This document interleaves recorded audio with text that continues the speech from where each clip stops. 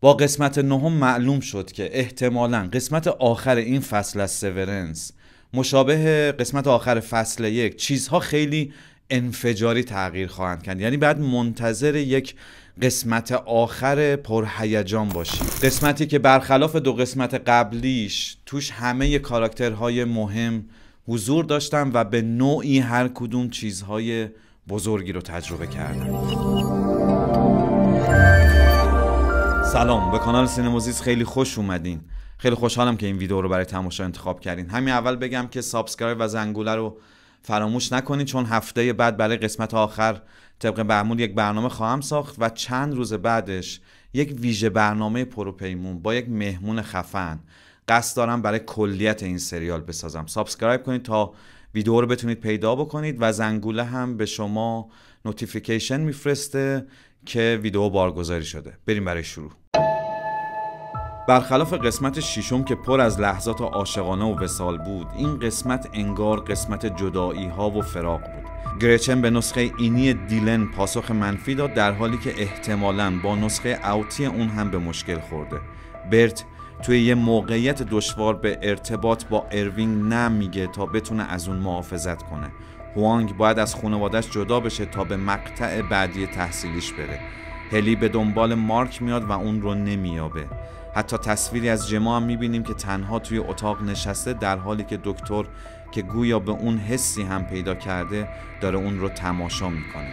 همه این جدایی ها مهمن. اون لحظه قبل از انفجارن. هر کدوم از اینها چیزهایی هستن که کاراکترها به خاطرش جنگیدن، به دوستاشون خیانت کردن، تنهایی کشیدن، باج دادن و از این چیزها. یأس ناشی از این جدایی ها باعث میشه کاراکترها دست به کاری بزنن، به نتیجه جدیدی برسن که احتمالاً قسمت آخر این فصل رو تبدیل به یک قسمت انفجاری میکنه که توی اون خیلی چیزها مشخص میشه و چیزهای زیادی تغییر میکنن. لومن به طرز مشهودی کنترل خودش رو روی چیزها از دست داده. هیچ چیزی سر جای خودش نیست، در حالی که لومن توی حساس‌ترین موقعیت خودش قرار داره. توی این سکانس بابای هلیا بهش میگه امروز روز موعوده، دقیقاً مثل قسمت آخر فصل اول که اینها بدون اینکه بدونن زمانی رو انتخاب کرده بودن که برای لومن خیلی مهم بود. زمانی که یه گردهمایی بزرگ برگزار شده بود و قرار بود جشنی به خاطر هلی تشکیل بشه. اون شب همه چی به هم ریخت و احتمالاً نقشه‌های لومن توی این فصل برای اون روز موعود هم توی قسمت 70 دقیقه آخر نقش بلاغ خواهد شد. حالا اون روز مهم قراره چه اتفاقی بیفته؟ قراره لومن دسترسیش رو به تکنولوژی نامیرایی اعلام بکنه، به هر حال یه شرکتیه که توی حوزه درمان و سلامتی کار میکنه، یا نه قرار انتقال یک ذهن به یک بدن انجام بشه؟ بریم ببینیم این قسمت چه کلیدهایی به ما میده. توی این صحنه میفهمیم توی این مرکز زایمان تا حالا بچه‌های زیادی از جیم ایگان متولد شدن و یکی از کارهای قبلی کوبل این بوده که زنانی که جیم باردار کرده به این مرکز بیاره. الان هم خواهر مارک رو به عنوان یکی از همین زنان وارد این مرکز میکنه. قصدشون اینه که نسخه اینی مارک رو اینجا فعال کنن. این به این معناست که زنانی که اینجا زایمان میکنن همه تفکیک ذهنی شدن تا یادشون نباشه سرنوشت بچهشون چی شده. توی فصل اول هم دوین یه برخورد با یکی از این زنها داشت. توی خونه با هم کلی صحبت‌های دوستانه و همدلانه داشتن، اما صبح روز بعد که توی فضای باز اونو میبینه، طرف انگار اصلا اون رو نمیشناسه. این قضیه ذهن ما رو به سمت این میبره که نکنه هارمونی کوبل خودش هم یکی از این زنها بوده و این توجهش به مارک و دوین به خاطر اینه که اونها بچه های اون هستن. کوبل یک خونه تو همسایگی مارک گرفته بود و مدام بهش سر میزد و بعد از وضع حمل دوین با نیت کمک توی بچه داری به عنوان پرستار تو خونش رفت و آمد داشت. فقط مسئله اینه که اگه مارک بچه جیم باشه، برادر هلنا به حساب میاد.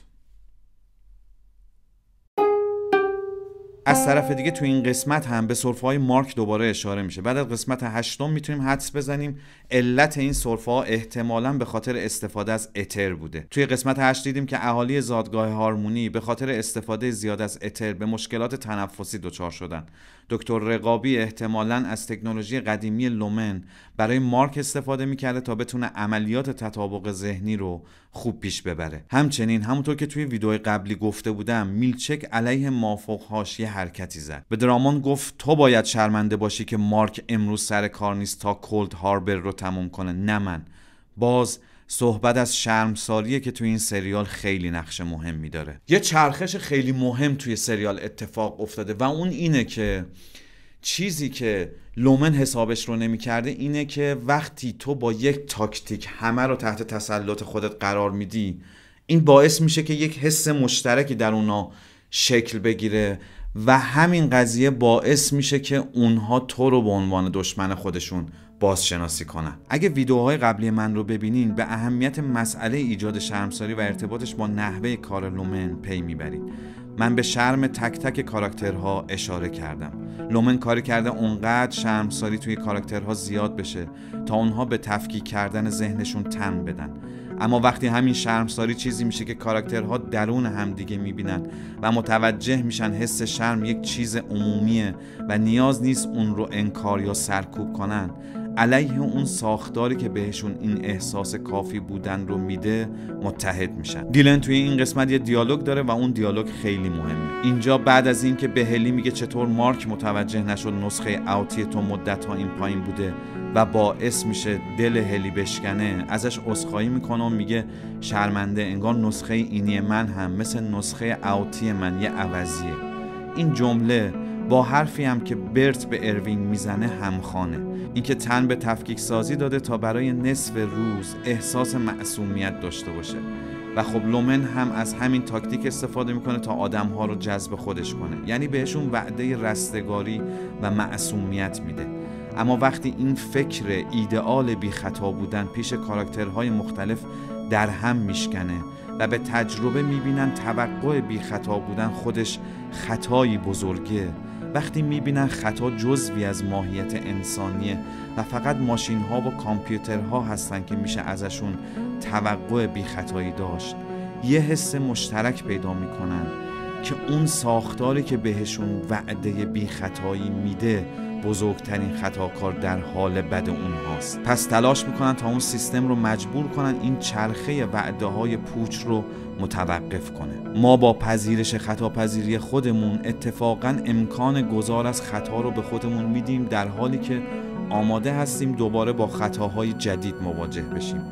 از طرف دیگه وقتی به دنبال ایدئال پاک بودن از خطا هستیم، هر بار که خطایی ازمون سر میزنه بیشتر از خودمون بدمون میاد.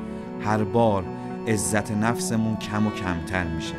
کسی هم که عزت نفس پایین داره خودش رو لایق کار درست نمیبینه و تن به هر کاری میده. کاراکترهای سیورنس دارن یکی یکی به لومن پشت میکنن. هلی تنها کسی بوده که هیچ وقت به این سیستم دل نبسته. از اول میخواسته از این سیستم خارج بشه و توی این قسمت داره مسیرش رو حفظ میکنه که سر و کله جیم پیدا میشه. میلچک هم از این همه ایرادگیری لومن و بالا دستیاش خسته شده. خوشش نمیاد هیچ عزتی برای اون قائل نمیشن. کوبل هم همینطور.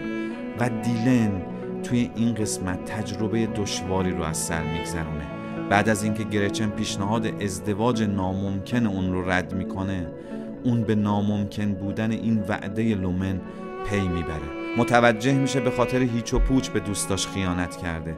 وقتی خطاپذیری نسخه اینی خودش رو میبینه متوجه میشه باید این روند رو متوقف کنه. دیلن وقتی داره فرم استعفا رو پر میکنه همه حسهای منفی رو تیک میزنه که یعنی دلیل استعفای من اینه که هم خشم رو تجربه کردم، هم عذاب وجدان، هم شرم و همه احساسهای دیگه.